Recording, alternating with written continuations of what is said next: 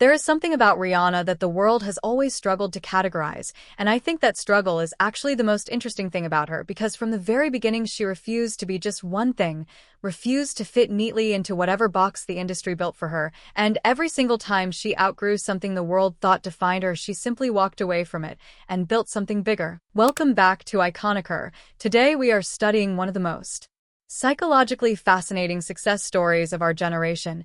Because if you look at what Rihanna actually built, a $1.4 billion empire that made her the wealthiest female musician in the world, and then you look at how she built it, not through music but through beauty and lingerie, and a vision so precise that it forced an entire industry to restructure itself around her insight, you start to realize that Rihanna's story is not a music story at all. It is a psychology story, and today, we're going to break down exactly what she understood about identity, vision, and value that most people at the peak of their success never figure out, and what you can take from that understanding and bring into your own life. So with that said, let us get into it. She was born Robin Rihanna Fenty in 1988 in St. Michael, Barbados, the daughter of a warehouse supervisor and an accountant, and she grew up in a household marked by her father's struggles with addiction, which introduced financial instability and emotional complexity into her childhood in ways that would quietly shape her relationship with money and control for decades to come. And what is fascinating about her early life is that her passion for beauty did not begin with a business plan or a marketing strategy. It began with watching her mother, because Rihanna has said that her entire concept of beauty came from her mother Monica, that she wanted to dress like her, and look like her, and do her makeup like her, and that childhood obsession with her mother's lipstick collection became the seed of what would eventually become one of the most disruptive beauty brands in history. And the psychological lesson here is one of the most quietly powerful ones she leaves us, which is that the things you are most genuinely passionate about are almost never the things the world tells you to monetize. They're the things you fell in love with before you knew anything about the world at all, and Rihanna never lost touch with that original love, and it is exactly why what she built felt so real to the people who bought it. She sold 250 million records, won 9 Grammys, had 14 #1 singles, and became one of the most recognizable human beings on the planet. And then she looked at all of that and realized something that most people at the peak of their success are too afraid to admit, which is that being famous and being free are not the same thing. Because the music industry had given her a platform and a fan base and a level of visibility that most artists never reach, but it had not given her ownership, had not given her equity, had not given her the kind of wealth that exists independently of whether you keep performing, and Rihanna looked at that gap between what she had built and what she actually owned and decided to close it herself. And in 2013, she quietly trademarked her surname Fenty. And 4 years later, she launched Fenty Beauty with 40 foundation shades in 17 countries simultaneously on the first day, and the industry had no idea what was about to happen. Because in the first 40 days alone, Fenty Beauty generated $100 million in sales, and by the end of the first year that number had reached 570 million, and competitors who had spent decades telling themselves that 20 shades was enough suddenly found themselves scrambling to add darker shades to their lines, not because they cared, but because Rihanna had proven that caring was worth $570 million, and they could no longer afford to pretend otherwise. The beauty industry had what researchers now call the biscuit experience problem, which was the exhausting and humiliating search that women of color went through every time they tried to find a foundation that actually matched their skin, discovering again and again that even the darkest shade available was too light or too ashy, or simply did not exist.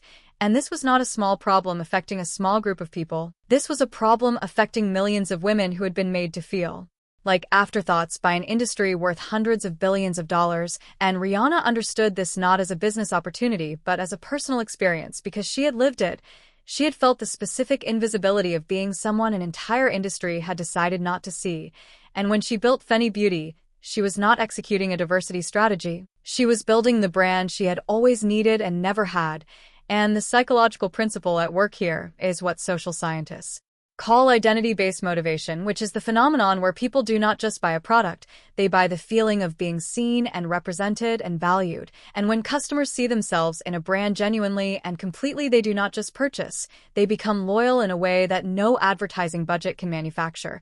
And that is exactly what happened with Fenty. The customers did not just buy the foundation, they defended it, they advocated for it, they made it part of their identity. because criticizing Fenty felt like criticizing their own reflection, and that level of loyalty is worth more than any celebrity endorsement deal ever could be. There are three specific things Rihanna understood about building something that lasts that are worth naming directly because they apply far beyond the beauty industry. And the first is the difference between being a brand and building a business, because most celebrities are brands. Their name carries recognition and aspirational value that can be licensed to existing products for a fee, but Rihanna did something categorically different. She negotiated equity over royalties. She took ownership. Stakes instead of percentage deals, and the financial distance between those two decisions is approximately $1.4 billion. And the lesson is this: your name and your attention and your creative vision are worth more than a percentage. And the people who understand that early are the ones who end up owning something rather than just endorsing it.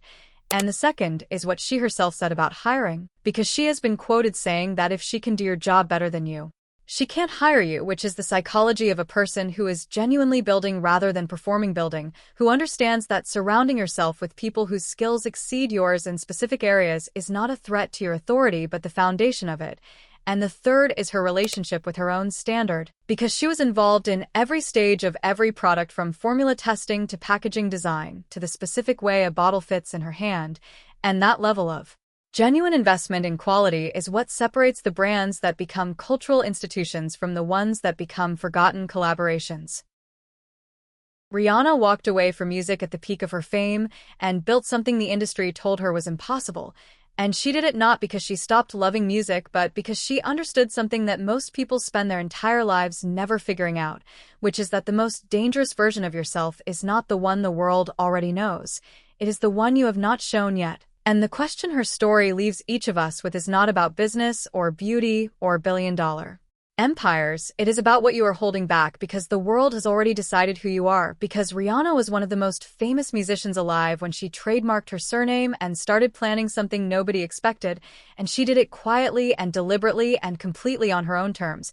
And 4 years later, she had changed an entire industry, and the lesson is not to copy what she did. The lesson is to trust what you know the way she trusted what she knew, to take the thing you fell in love with before the world had opinions about you and build something real from it, because that authenticity, that specific unperformable genuineness, is the only thing that creates the kind of loyalty that no marketing budget in the world can buy. Stay iconic.